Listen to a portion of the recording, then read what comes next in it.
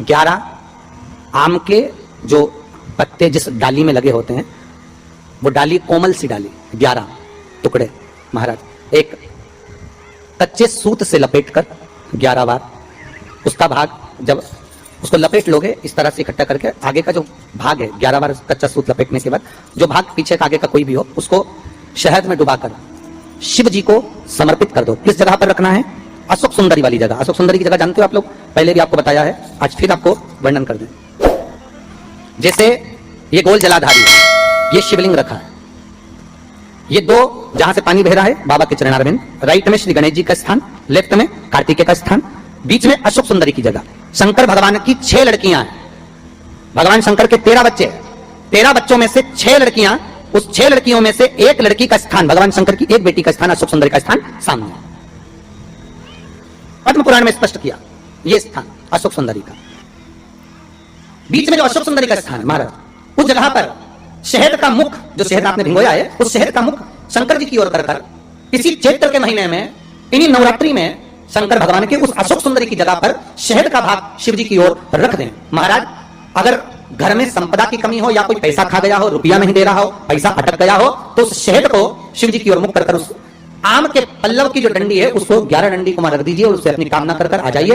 हो सके उस शहद में से थोड़ा सा शहद किसी रुमाल पर, किसी कपड़े में लगाकर उसको रख लीजिए। जिस व्यक्ति से पैसे लेना है, जिस व्यक्ति से पैसे मांग रहे हो, उससे एक बार जाकर मिल लीजिए, एक बार उसको खबर कर दीजिए। बाबा चाहेगा भोलेनाथ तो नवरात्रि में ही पैसा वापिस आ जाएगा, अगर शिव कृपा कर दे।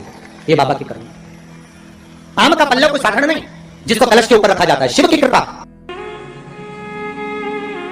शिव मंदिर कौन कौन जाता है? जरा हाथ उठाओ, सब लोग उठाओ, जितने लोग जाते हो। सब जाते हो ना? एक नियम बना लो, शंकर जी के मंदिर में जाओ। क्या नियम बनाना है? कि शिव जी पर जब जल चढ़ाया और जल चढ़ाने के बाद वो जल जब पूरा की पूरा नीचे चले गए, ठीक है, पूरी पूजन कर लो, संपूर्ण पूजन। और संपूर्ण पूजन करने के बाद जब जल नीचे चले गया और जल कुछ बचा ही नहीं, तब 2 क्षण आप बैठे रहे, अपनी हथेली हाथ की उस जो जलाधारी है उसमें से जो पानी नीचे गिरता है उसमें अपने हाथ की हथेली को लगाकर रखिए। 2 बूंद, 3 बूंद, 4 बूंद पानी तो भगवान शंकर स्वयं दे देगा। थोड़ा इंतजार करना, पानी सूख भी गया होगा तो 2 बूंद तो मेरा देव अधिदेव महादेव फूल में से भी चढ़ाएगा। आप वो जो 2 बूंद पानी मिले उस जल को लेकर घर पर आइए और आपको ऐसा लगता है कि मेरा शरीर ठीक नहीं है, या रोग हो गया, या बीमारी हो गई, या दुकान नहीं चल रही, या व्यापार नहीं चल रहा, 4 धंधे बदल लिए, प्रयास करो, रोज शिव मंदिर जाओ, पूजन करने के बाद थोड़ी देर बैठ जाओ, आप 2 बूंद जल लेकर आओ और उस दुकान पर या अपने शरीर पर लगाना प्रारंभ करिए। अपने आप सब कार्य सफल होना प्रारंभ। औषधि है, औषधि। तब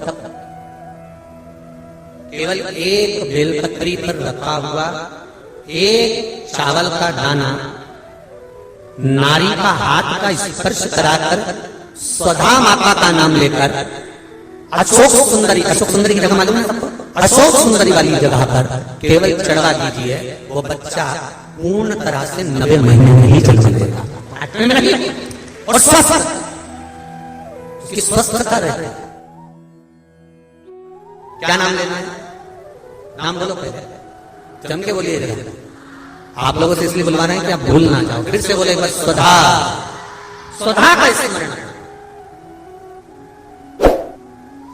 स्त्री, नारी और पुरुष, चाहे बेटे हो चाहे बेटियां हो, नारी हो पुरुष हो, ये उदर से जुड़ा हुआ हरनिया, उदर से जुड़ी हुई पथरी, या जो भी पत्र आए हैं, पत्र बहुत सारे आए हैं पर समय निकलता है इसलिए पत्र को हम लोग नहीं कर रहे। पत्र इधर भी है, बहुत सारे हैं पर, और लोगों ने लिखा बड़ा सुंदर सुंदर है। इसमें आया है कि एक बच्चे के 5 पत्री है और पत्री की 8 पड़ गए, वो भी किडनी लीवर।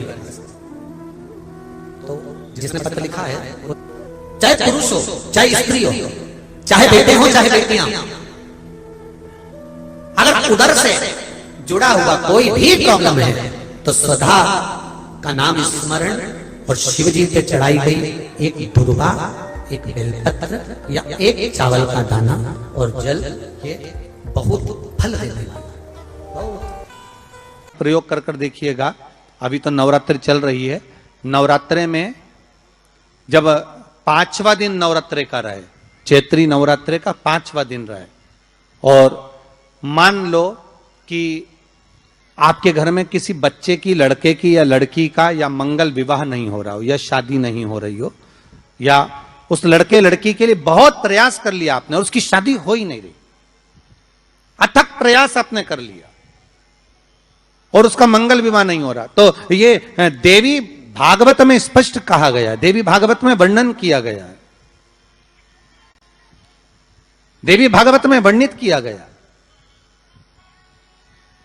और देवी भागवत में कहा गया कि आम का जो पत्ते होते हैं, आम का जो पत्ता होता है, आम का जो पल्लव होता है, उस आम के पत्ते पर हल्दी और सिंदूर,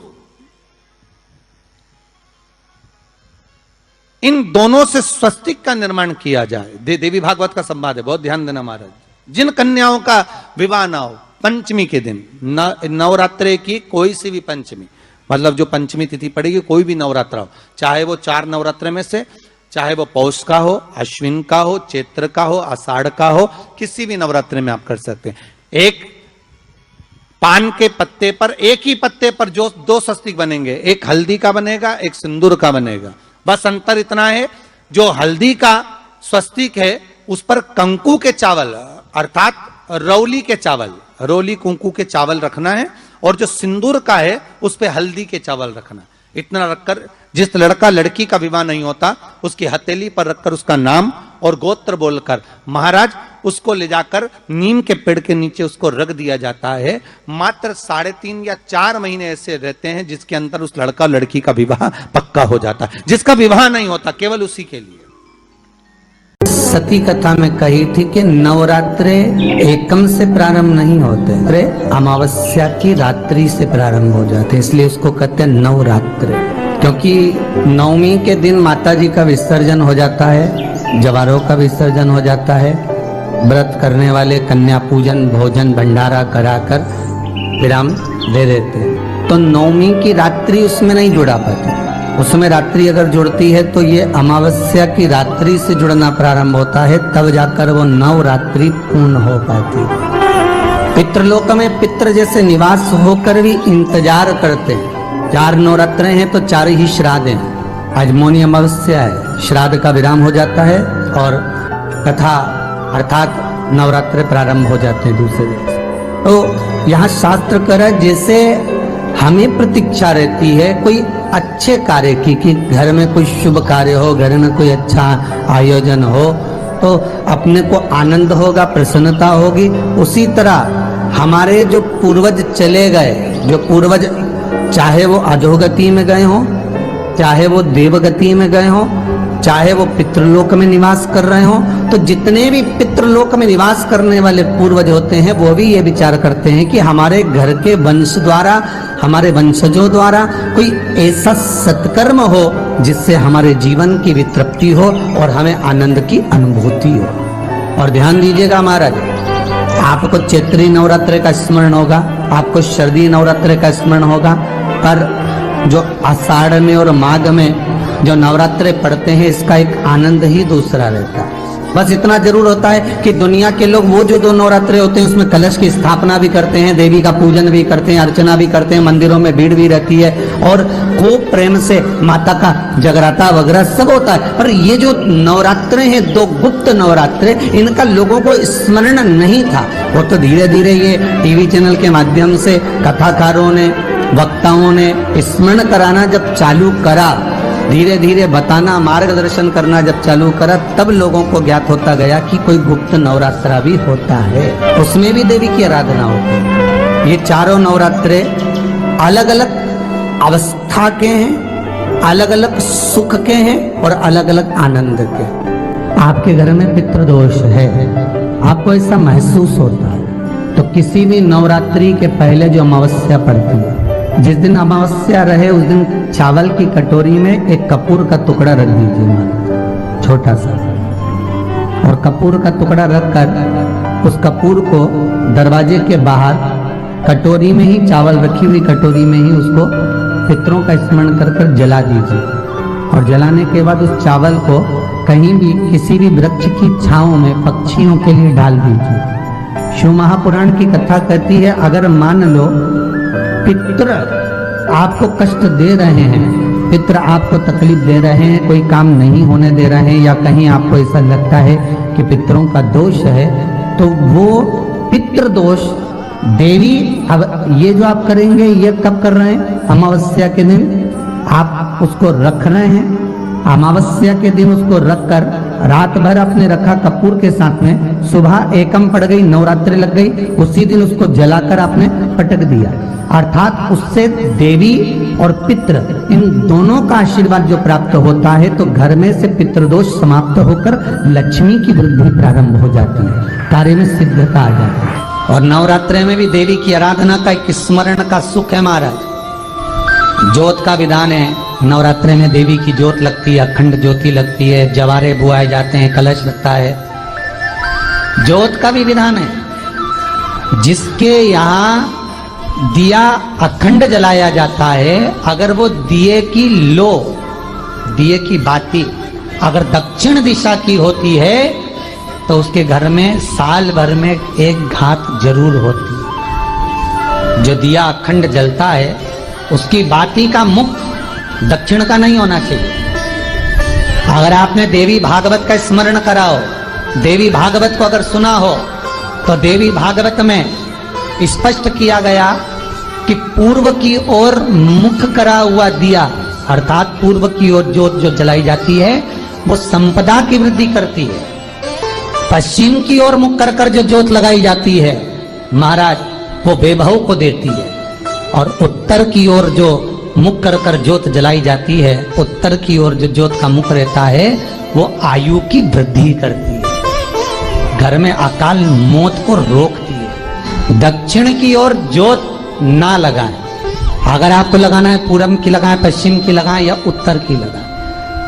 और जितने दिन महारानी जगदम्बा जगतधात्री दुर्गा भवानी चैत्र नवरात्रि में, शरदीय नवरात्रि में, आषाढ़ी नवरात्रि में, आदिक पौष नवरात्रि में हम जगत जननी जगदम्बा की जब स्थापना करते हैं, या हम नूतन घर का प्रवेश करते हैं, या गणेश जी की स्थापना करते हैं, या कोई दुकान को प्रवेश करते हैं, या कोई शुभ कार्य करने के लिए अग्रण्य होते हैं, तो हम कलश की स्थापना क्यों करते? कलश के अंदर आखिर ऐसा क्या विराजमान है कि 33 कोटि देवता उस कलश के अंदर आकर बैठ जाते हैं? आप कोई यज्ञ करने जा रहे हो, आप कोई पोथी पुराण करने जा रहे हो, आप कोई अच्छा कार्य करने जा रहे हो, तो ब्राह्मण देवता कह देते कलश की स्थापना होगी, कलश की शोभा यात्रा निकलेगी, कलश यात्रा निकलेगी, कलश विराजमान होगा।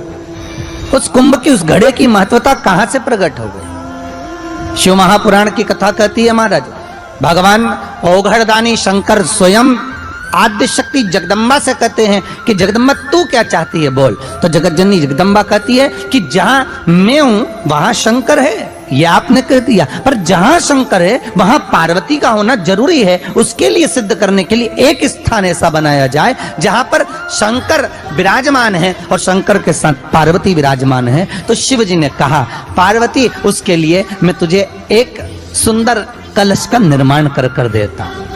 अष्टमी के दिन कन्याओं का भोजन कराओ या नवमी के दिन कन्याओं का भोजन कराओ। पर देवी भागवत तो कहती है, देवी भागवत तो वर्णन करती है कि पहले नवरात्रि से लेकर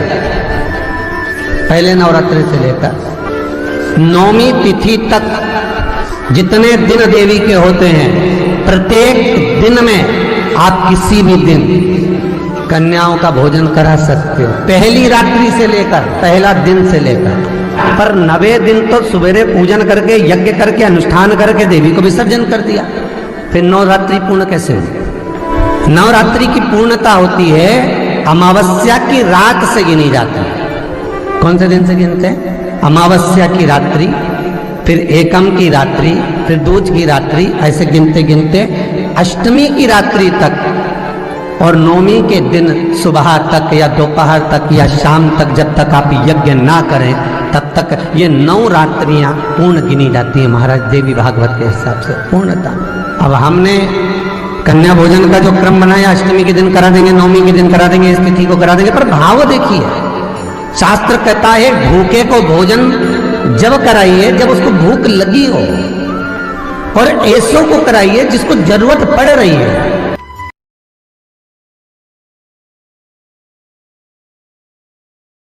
हर हर महादेव, श्री शिवाय नमस्तुभ्यं। मेरे चैनल को सब्सक्राइब करें और बेल आइकन प्रेस करें जिससे कि आपको लेटेस्ट वीडियो की नोटिफिकेशन मिल जाएगी।